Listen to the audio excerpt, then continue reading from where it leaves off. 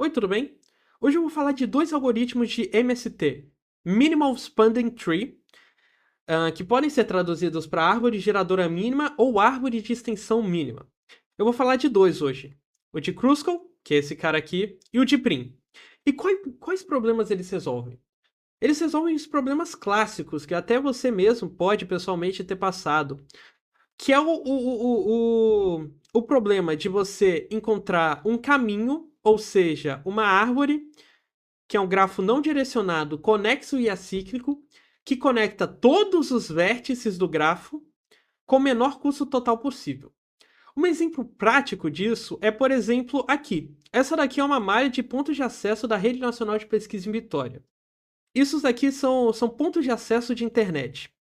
E um problema que você pode pensar é como você conecta todos esses pontos de acesso usando a menor quantidade possível de nós.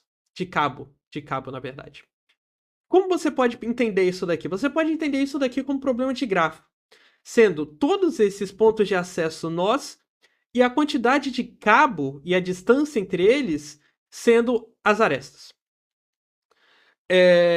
Esses algoritmos são usados realmente em contexto de redes de computadores, né? A primeira forma de você solucionar isso daqui seria com um algoritmo chamado algoritmo de Kruskal. Ele é bem simples. Ele ordena todas as arestas de forma crescente. é, Basicamente, né? Ele cria uma lista com todas as arestas ordenadas de forma crescente. Ele cria um conjunto, que atualmente é atribuído como conjunto vazio, antes de você entrar no loop, né? Que é a árvore mínima, que é basicamente o conjunto das arestas que geram a árvore mínima. E você tem um índice aqui que será usado nesse loop. Agora, esse loop, que aqui, essa condição aqui é o pulo do gato do loop. Enquanto a cardinalidade da árvore mínima, ou seja, a quantidade de elementos desse set, desse conjunto, for menor do que a quantidade, que a cardinalidade dos vértices do grafo, ou seja, os nós, a quantidade de nós, menos um, você vai pegar o atual, a próxima aresta ordenada, né, na lista. E se a união dessa aresta atual com a árvore mínima não formar um ciclo, ou seja, eu poderia ter aqui uma aresta que vai daqui para cá e daqui para cá. Isso daqui forma um ciclo. Porque desse pontinho aqui em Bento Ferreira, eu conseguiria isso daqui para Jucutuquara, para esse daqui em Gurijica e voltar para Bento Ferreira. Ou seja, é um ciclo. Isso daqui bugaria nosso algoritmo. Então a gente só adiciona a união dessa aresta atual na árvore mínima se não formar um ciclo. E a gente depois, a gente adicionando ou não na árvore mínima, a gente incrementa o contador, né? Incrementa o índice. E no final a gente retorna a árvore mínima. Vamos botar esse algoritmo em prática. Eu gerei aqui um grafo aleatório com 7 nós, é um grafo ponderado, né? Enfim. A gente antes do início do loop, as coisas que a gente faz é criar a lista das áreas ordenadas e criar o conjunto da árvore mínima. E é basicamente isso aqui que eu fiz. Eu ordenei todas essas arestas, né? E também coloquei a árvore. Criei o conjunto da árvore mínima, que atualmente é o conjunto vazio. E atribuir a zero ao contador, né? Ao nosso índice. Na primeira execução, o que a gente vai fazer? A gente vai pegar a primeira, né? Que é o i é igual a zero. A gente vai pegar o elemento de índice zero, que é o AG, né? Que tem peso de 2. E a gente vai checar se ele gera ciclo. Ele não vai gerar um ciclo, a gente coloca ele na árvore mínima e incrementa o contador. Na segunda, é a mesma coisa. CF não gerou ciclo, adicionou, né? Você vê que aqui a gente está criando várias florestas, né? Cada nó aqui, no começo é uma floresta e a gente vai criando florestas, adicionando essas florestas na árvore, né? O algoritmo Kruskal é um algoritmo que funciona gerando várias florestas e essas florestas no final vão se conectando. Show de bola?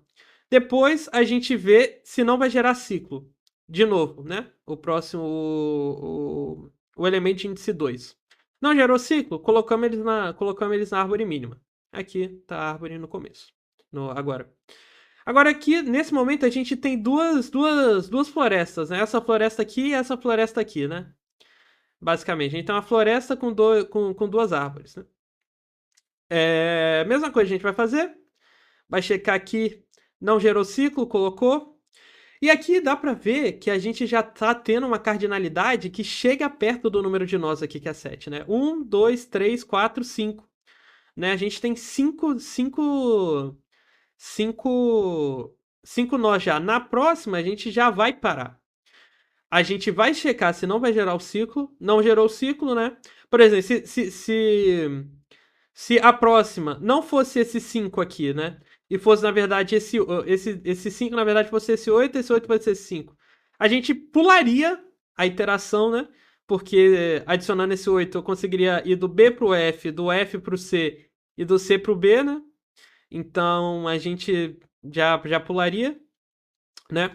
Mas como não foi esse 5 aqui e não gerou o ciclo, a gente adicionou ele na árvore e a gente tem nossa árvore finalizada. A iteração acabou por aqui. Porque a cardinalidade da árvore mínima é uma menos do que o número de nós. E por que precisa ser isso, né? Voltando nesse nó que a gente criou aqui, vamos pensar aqui no algoritmo bem besta que a gente vai fazer. A gente tem 7 nós aqui.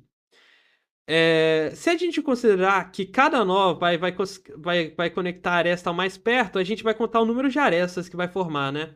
Sem ciclos, né? Se a gente formar uma árvore boba aqui. A gente vai desse para esse, desse para esse, desse para esse, desse para esse, desse para esse, desse para esse.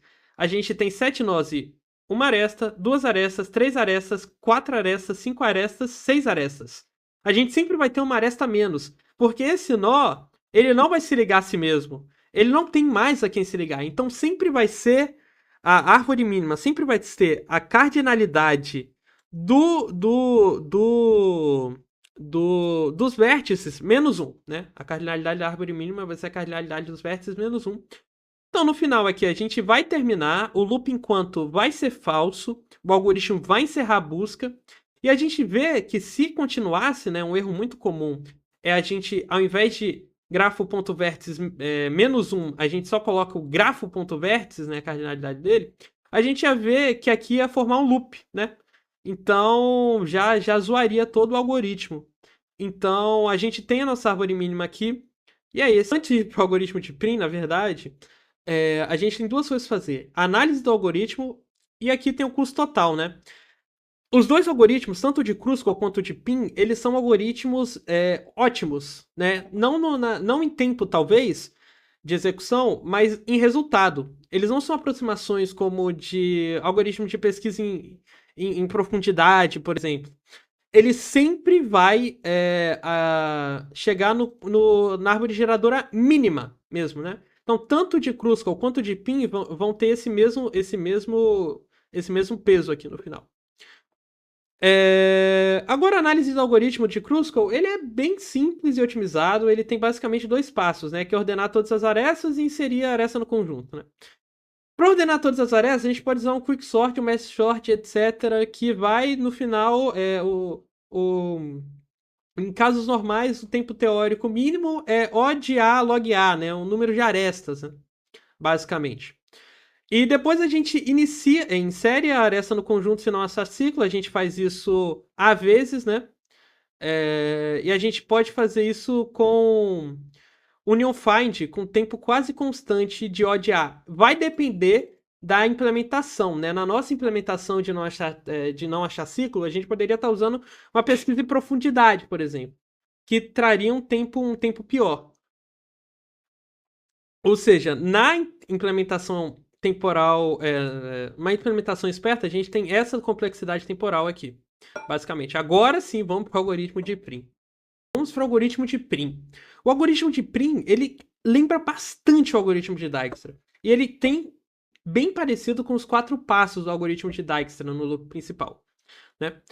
O que a gente faz? A gente extrai o vértice com a menor chave da fila de prioridade. O que é a menor chave? A chave vai ser basicamente a aresta, o peso da aresta menor que a gente achou até o momento, o peso da menor aresta que se liga até ele, né? Para cada vizinho do vértice extraído, a gente verifica se a aresta que conecta é menor do que a chave atual do vizinho. A grande diferença dele em relação ao algoritmo de Dijkstra, senão ele seria quase literalmente o algoritmo de Dijkstra, é porque a verificação dele não é em relação à origem, à distância da origem, mas sim uma verificação local. O escopo dele de verificação é local, diferente do de Dijkstra, que é em relação à origem, né? Se essa chave for menor, você define a chave do vizinho, né? Você define a chave do vizinho como a aresta do vértice extraído que chega até o vizinho e define o antecessor como vértice extraído, né? Que é basicamente o que a gente faz no algoritmo de Dijkstra. E a gente repete até todos os vértices estejam incluídos na árvore geradora mínima, ou seja, a cardinalidade da árvore geradora mínima vai ser a do vértice, né? Vamos lá. A implementação dele, essa daqui é do livro do Cormen, novamente mudado um pouquinho a sintaxe, né? A primeira coisa que a gente faz é inicializar o grafo, né? Primeiro, a gente passa o grafo, o dicionário dos pesos e o vértice de origem, exatamente como a gente faz no algoritmo de Dijkstra, né? A gente inicializa esse grafo exatamente da mesma forma que a gente faz no algoritmo de Dijkstra, né? A gente assume que a chave de todos que a gente não acessou ainda é infinita e o antecessor de todos é nulo, né? E a origem, né? A chave é zero porque a gente começou nela. A origem pode ser qualquer um, pode ser um nó qualquer, né? Nesse caso a gente vai pegar o A, mas poderia ser qualquer um, né? A gente cria aquela listinha de prioridades que pode ser implementado com aquele heap stack lá, parada toda, mas aqui é só uma lista mesmo, uma lista de prioridades normais, né? Que é o conjunto de todos os vértices do grafo. Ordenados, não tão ordenados, né, nesse caso, mas o conjunto de vértices do grafo e vai ser um dicionário com o peso deles, né?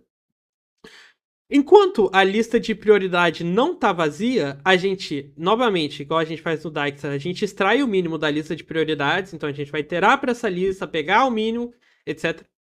Para cada vizinho, nos vizinhos do nó atual, a gente checa se o vizinho tá na lista de prioridades, porque nesse caso aqui a gente não vai ter aquele conjunto de já processados. Se ele não tá na lista de prioridade, ele já foi processado, então não faz sentido você iterar por ele, né? Aí a gente checa se a aresta que liga o nó atual até o vizinho é menor do que a chave, então a gente atualiza ele, né? Exatamente o que a gente faz no Dijkstra. No final a gente pode retornar essa árvore aqui, mas eu acho que clipou aqui no LaTeX. Enfim. Novamente, a gente vai usar o mesmo grafo, né? O vértice inicial dele vai ser o A, antes da gente entrar no loop principal. Né? A gente vai setar, a gente vai inicializar a lista de prioridade, né? A gente vai setar chaves, a gente vai setar os antecessores de todos e a fila de prioridade, né? Basicamente, as chaves de todos vão ser infinitos, menos a origem. Antecessores todos vão ser nulos. E a fila de prioridade vai estar ordenada desse jeito, né? A, aí depois o B, enfim. No começo não tem muito com o que ordenar ela, na verdade, né? Show. A execução em K igual a 1, vamos começar, né? Primeira coisa, eu tô marcando as arestas que não estão definitivas ainda, porque a gente só deixa essas arestas definitivas quando a gente processar o nó, né? Então eu vou marcá-las como azul, que elas podem ser mudadas, não são definitivas. Mas antes de tudo, a gente começa com o nosso nó extraído, né? Da nossa lista, que vai ser o A, porque ele é o que tem a menor chave. Show. A gente usa o processo de relaxar, que é exatamente o processo de Dijkstra. A gente vai dar aquela checagem lá. Checagem de boa. E a gente vai ver que o B, como o B é infinito, a chave dele, a aresta que liga o A até o B é 4, né? Então vai ser ela. Mesma coisa no G, né? G é infinito, a aresta é 2, então a gente coloca 2 aqui. A fila de prioridade a gente vai atualizar, né? 2 e 4, o G tem a chave como 2, o B tem a chave como 4, então o B vai ficar depois da lista de prioridades. A gente executa, né? A gente vai extrair o G, aí a chave dele, ou seja, a aresta que liga ele, já vai ter sido processada, então ela vai ser marcada aqui como verdinha, né? Novamente, a gente vai extrair o G, né? Vai extrair o G. Aí a gente vai checar todos os vizinhos dele. Aqui a gente tem o G que vai até o F, que tem 7, né? O F tá infinito. O B, na verdade, o único vizinho dele é o F mesmo, né? Então vai ver aqui. E esse daqui o B vai ser o próximo a ser processado, né? Vamos lá? O B a gente vai processar ele agora. O vizinho dele é o C é infinito. Então a gente consegue colocar aqui que a chave atual do C é 3, né? Show, vamos relaxar. E tem o F também, né? Só que aqui que é o pulo do gato. A gente não vai adicionar o F nem com a aresta aresta azulzinha. Porque o G já tem um caminho até o F e a aresta do G ao F é 7. E essa daqui é 8. Então a menor chave continua sendo 7. Ou seja, a aresta GF, por enquanto, é a menor. A gente fez esse processo, vai atualizar a fila. Pegamos o nó C, que é o próximo nó. Mesma coisa, mesmo processo de relaxamento. Com F, mesma coisa, mesmo processo de relaxamento, né? Que a gente vai extrair o F, que é o menor, vai checar os vizinhos, o E tá infinito. Então vai ser 4, por enquanto. De C a D, o D tá infinito, vai ser enfim, é isso, né? Aí aqui a gente tem já um grafo que tem 1, 2, 3, 4, 5, 6 nós, né? Só pode a gente chegar no D. Show? Vai ser a mesma coisa. A gente viu aqui que o D, do E até o D, é 5, né? Então a gente vai adicionar ele, porque o último caminho que a gente tinha conseguido pelo C era de 6. Então a gente vai atualizar a chave do D com 5 e a fila só vai ter o D, né?